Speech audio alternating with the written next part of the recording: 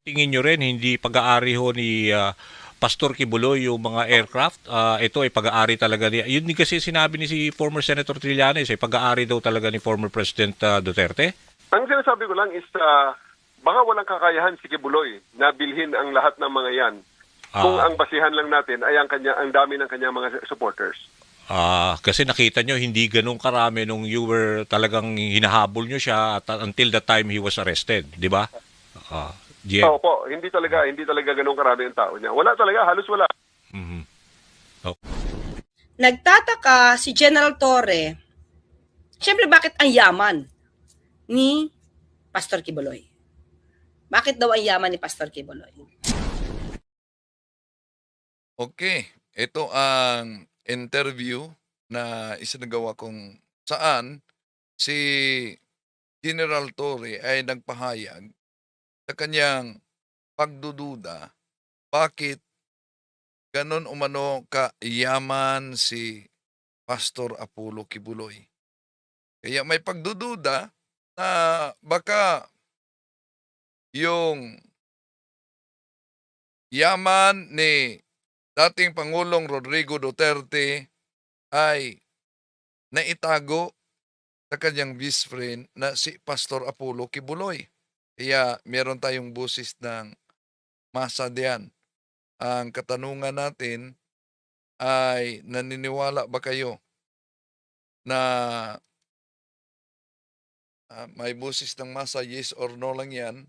Naniniwala ba kayo na posibleng naitago ni Pastor Apollo Kibuloy ang yaman ni dating Pangulong Rodrigo Duterte? At hindi lang yan, may bagong balita kanina lang. Ito, may nadesisyonan sa korte. Mga kaanib ni Pastor Apollo Kibuloy na nahuli noong kasagsagan na siya'y hinahanap sa grupo ng PNP.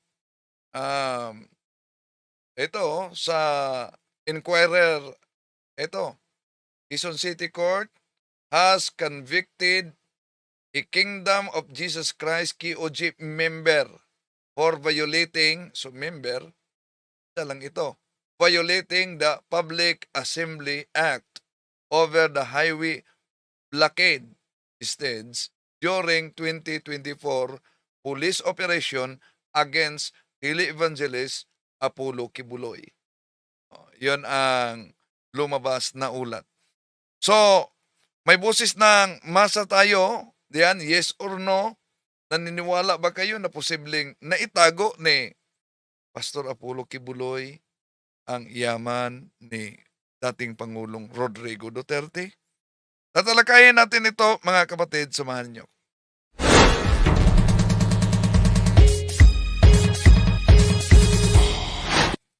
Kumusta? Welcome! Ito yung inyong lingkod, Wendell Talimong, muli magkasama ninyo sa pagkakataong ito.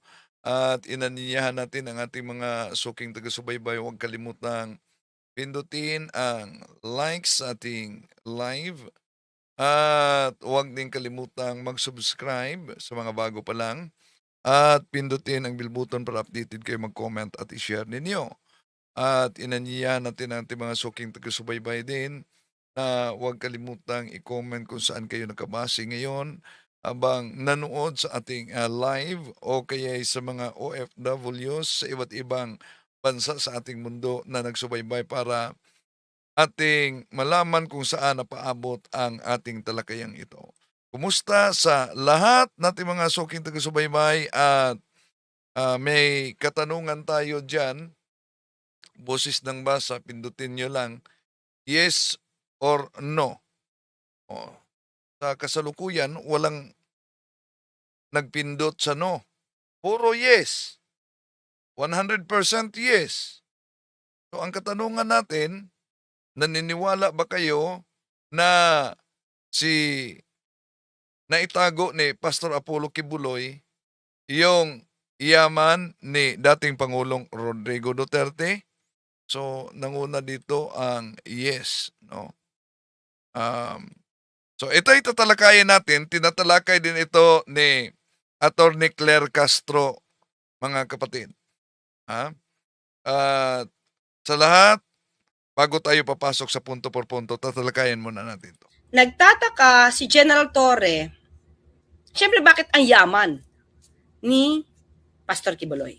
Yan, ito ay pagdududa, pagtataka lang, pero sa usaping legal, ang pagdududa ay di sapat. Dapat talaga merong matibay na ebidensya na nagpatunay na si Pastor Apollo Kibuloy ang nagtago sa yaman ni dating Pangulong Rodrigo Duterte. Matalik silang kaibigan. Oh. Ginawa niyang spiritual advisor si Kibuloy, kalaro niya, big bike niya, at ito'y isa sa, nagbinyag sa kaniyang anak, parang si Kitty Duterte yata yung bininyagan ni Kibuloy. Okay, tuloy natin. Bakit daw ang yaman ni Pastor Kibuloy? Diba? So, samantalang nung pumunta naman daw siya doon sa KOJC, Sa palagay ninyo, ang nakapayaman ba ni Pastor Apollo Kibuloy? Ito'y pinasinungalingan ni Pastor Apollo Kibuloy sa isinagawang Senate hearing, no? Yung panlilimos nila at inutusan ang mga kaanib na magbinta ng ano-ano at magpakilalang iskalar. So, grabe ang yaman talaga ni Pastor Apollo Kibuloy. Pero, sabi ni dating Senador Antonio Trillanes na ang mga ari-arian umano ni Pastor Apollo Kibuloy ay ang tunay na may-ari ay si dating Pangulong Rodrigo Duterte. Kaya may katanungan tayo dyan, naniniwala ba kayo na although busis ng masa lang yan, yes or no, na naitago ni Pastor Apollo Kibuloy ang yaman ni dating Pangulong Rodrigo Duterte? hindi naman daw ganun karami ang tao. Diba?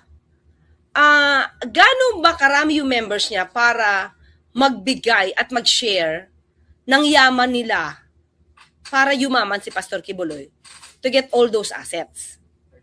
Diba? Parang mga tithes, diba? Mga tithes nila. So, pero kung iisipin mo din, although syempre kailangan to na ebidensya, mga kaklira, nagsabi si dating Pangulong Duterte na nagnakaw siya eh. Diba? Alam niyo na yun eh. Nagnakaw siya.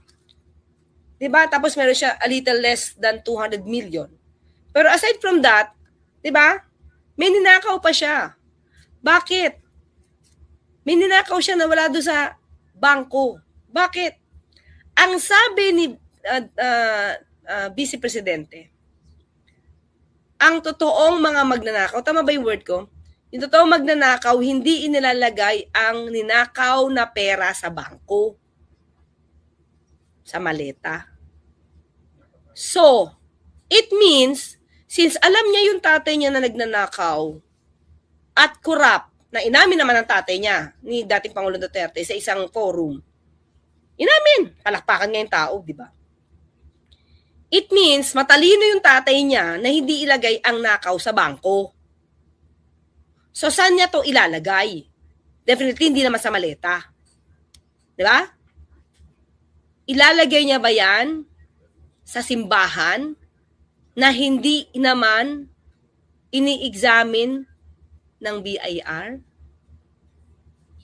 Di ba?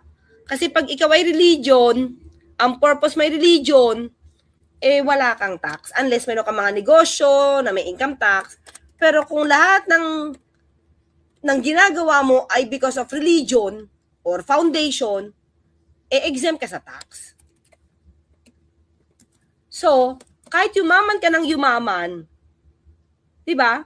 Hindi ka bubulat-latin ng BIR. Diba? Kasi religious institutions are generally exempt from income, real property, and donors' taxes. It's the general rule. Ha? Tingnan natin, pakita ko na. Para meron tayo ano. Okay? Oo, attorney, pinatago kay Kibuloy yan. Sure. Marisa, Avesilia. Okay, tingnan natin ha. Okay. Para meron tayong konteksto dito. Okay, yan. Charitable institution, churches and parsonages or convents appurtenant thereto, mosque, non-profit cemeteries, and all lands, buildings, and improvements actually, directly, exclusively used for religious, charitable, and educational purposes shall be exempt from taxes. So talagang hindi yan mapapansin. Kahit yumaman na yumaman, kahit payamanin pa nila si Kibuloy, hindi yan mapapansin. Yung unang nahuli kasi si Pastor Apollo Kibuloy. No? At ginawa niyang administrator si dating Pangulong Rodrigo Duterte. Di pa nahuli si Duterte sa ICC. Ngayon, ang kanyang administrator nasa ICC habang si Kibuloy nasa kulungan. At samantalang kanina lamang may ulat na inilabas sa Inquirer na parang ilan kaya ito pero batay dito member lang. So isa. No? Ang sabi dito, a Quezon City Court has convicted a Kingdom of Jesus Christ KOGC member. Hindi members. Sino kaya ito? No? For violating the Public Assembly Act over a highway blockade staged during the 2024 police operation against tele-evangelist Pastor Apollo Kibuloy. So, click daw para sa buong istorya. So, may na convicted na kaanib niya. Okay, tuloy natin si Attorney Claire. Kasi, for religious purposes ang mangyayari dyan. Diba? So, magtago man sila ng pera dyan, malaki man ang magkaroon ng savings. Kaya lang, minsan mag-isip ka, saan galing? Kaya lang, syempre, mga tao nagdo-donate, exempted nga sa donation. Diba? So, naalala ninyo yung nakasakay si Pastor Apollo Kibuloy ng eroplano sa ibang bansa? Daming mga pirang dala niya pero nahuli siya. At nang nahuli, si Pastor Apollo Kibuloy ay nakauwi sa Pilipinas dahil isa sa mga miyembro nila ang umamin na siya ang may-ari sa pera, dollar yun, no?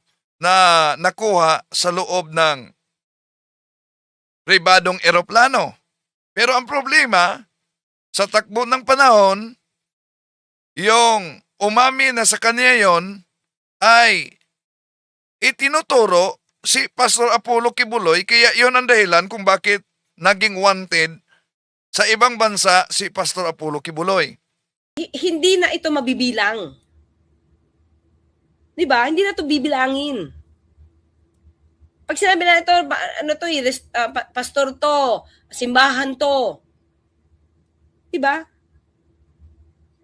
Imagine mo, lands, buildings, and improvements used or actually directly exclusively for religious and charitable or educational purposes, exemption sa tax. Diba? So, kung puro pera to, puro cash to, mas lalo mahihirapan tumingin. Diba? Kung cash ang nakatago dyan, o ang tanong natin, yung chopper pala, chopper. Yung chopper nila, di ba? Yung mga luxurious, mga luxury cars, gamit ba yun sa religious purposes? Dapat ba yun, may tax ba siya? Well, anyway, kahit may tax yan, hindi na siya masyadong mubulat-latin, di ba? For me lang. So, ang sabi ngayon ni General Torre, ano yung napansin niya, mga ka-clear? Lilihis lang ako ng konti. This has something to do with dati pa ninyong statement na lumulutang na naman sa social media na sabi nyo based on sa mga nangyayari sa mga testimonya din sa dito sa House Justice Committee, naniniwala kayo na yung mga sinabi ho ni former Senator Trillanes na mas malaki ang ibig sabihin ang impluwensya ni ni Pangulong Duterte compared kay Kibuloy na sinasabing mamay-ari ng mga aircraft or mga syempre in terms of yung mga yung mga eroplano na ginagamit talagang pag-aari din talaga ni dating Pangulong Duterte. Ang sinasabi ko lang po is that nang tayo ay nandun sa Davao at ini-implement ang warrant of arrest kay Kibuloy, hindi ko nakita yung sinasabing napakarami niyang tagasunod. Dahil kung yung sinasabi niyang milyon ng kanyang tagasunod buong mundo. Si Kibuloy to si Kibuloy. Sa 16 days. Ni Kibuloy. Sana hindi nung 16 days na nandun tayo sa loob at hinahanap natin siya sa kanyang KOJC compound. Hindi sana ang nag-rally doon wala nang tigil at dahil milyon nga ang kanyang tauhan. Pero, mga kaklira, wag nating kalimutan na marami siyang na-enslave. Marami siyang ginawang para niya, ano ba yung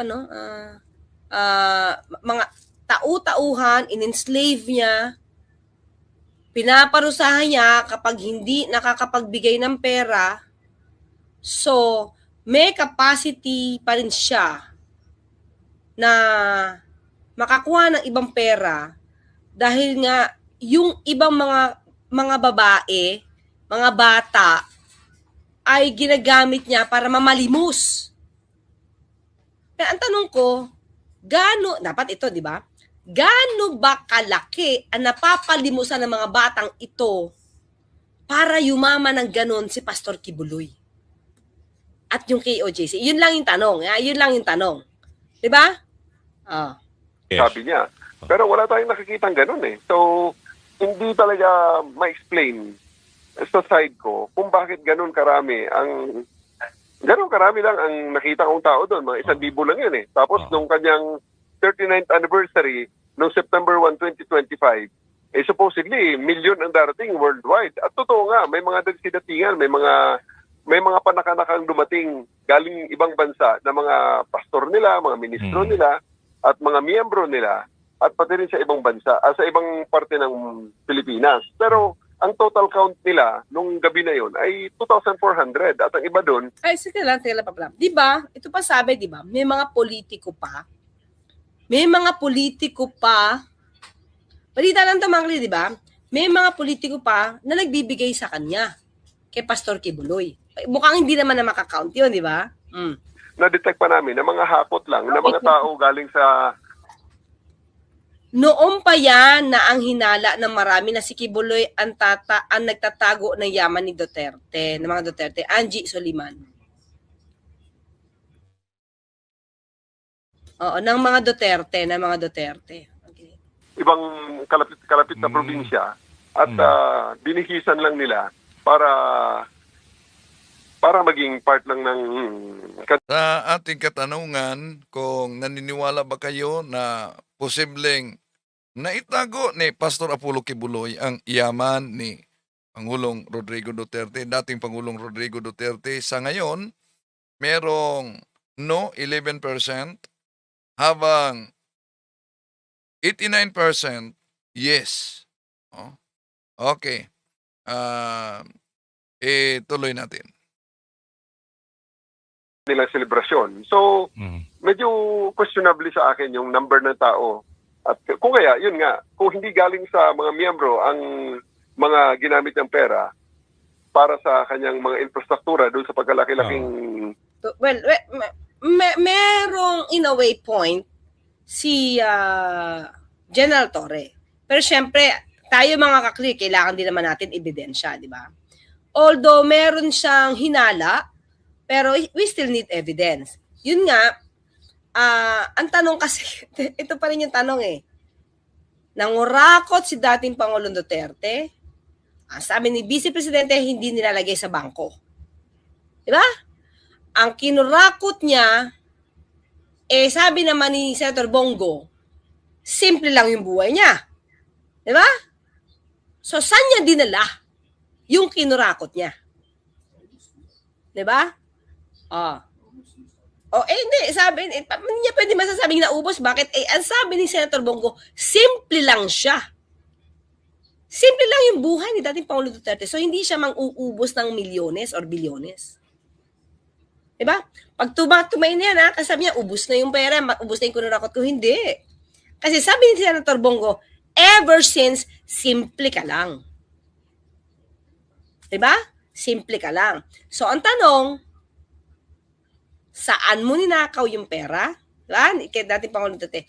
Kailan mo ninakaw yung pera? Saan mo ninakaw yung pera?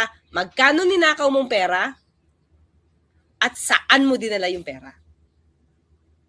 Tanong, party ba si Pastor Kibuloy kung saan mo dinala yung pera? Yun lang yung tanong doon. Diba? Kasi mami ka naman nagnanakaw eh.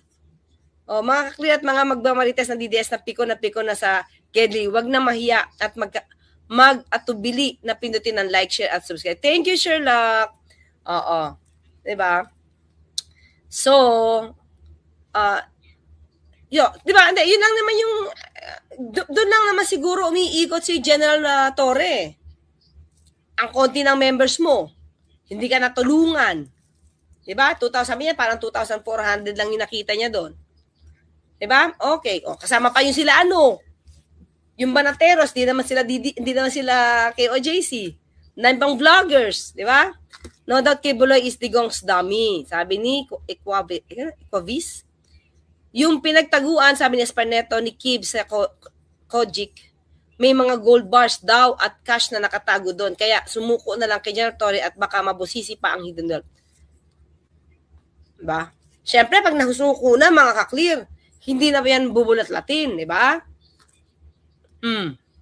So, ang dami-dami nilang pinagtataguan, so doon ba pwede? Ang tanong pwede ba doon tinago ang ibang yamang nanakaw ni dating Pangulong Duterte? Diba? Kasi hindi mo siya makikita, pwede, mga motor, magkano lang yung mga akli kung ilan na ba ninakaw niyan? Diba? O yung mga motor, pinabili kay Madriaga. Mahal din yun. Pero, 3 million? Chicken lang yun eh. Diba? So, ang luxury lang ba ni Duterte ay motor? Pero hindi nakalista. Nakalista ba sa salain yung lahat ng motor na pinabili? So, di ko siya, sa KOJC tax-free yun tax-free, di ba? But anyway, mga kaklir, yan lang tayo siguro, no? Ang hinala dito, yung ibang mga yaman ni Duterte, malamang daw. Hulaan, naman to? Walang ebidensya. So, disclaimer tayo dito, Suspecha. Ay baka kay Kibuloy kasi sobrang yaman ni Pastor Kibuloy. Kita nyo naman, sobrang luho. Nakita nyo ang buhay. May Learjet. Ano ba sabi? Teka lang Meron ba sinabi si dati dito? Si Senator Trillanes. Tingnan natin. Hanapin ko lang mga clear Hanapin ko lang yun. Parang nabasa ko, hindi ko alam kung sa kanya talaga galing. Said.